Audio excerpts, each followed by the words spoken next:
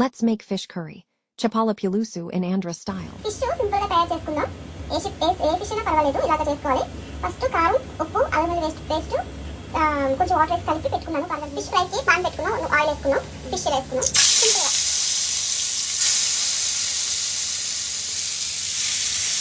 సింపుల్గా కావాల్సింది ఉల్లిపాయలు, ఒక టమాటా, కొంచెం కరివేపాకు, పచ్చిమిరపకాయలు, కొత్తిమీర, తగినంత చింతపండు, మనకు సరిపోయినంత. ఇందులో ఉల్లిపాయలు వేసుకున్నాం, పచ్చిమిరపకాయలు వేసుకున్నాం. ఇలాగే టమాటా వేసుకోవాలి. టమాటా రెండు బాగా కలుపుకోవాలి. మంచిగా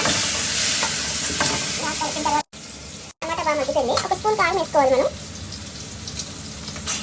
ఇంకా చేసాం. టమాటా ఫిష్ వేసేద్దాం. కొంచెం మనం 2 కప్పులు ఇలాంటి పులుపు వేసుకోవాలి. చింతపండు పులుసు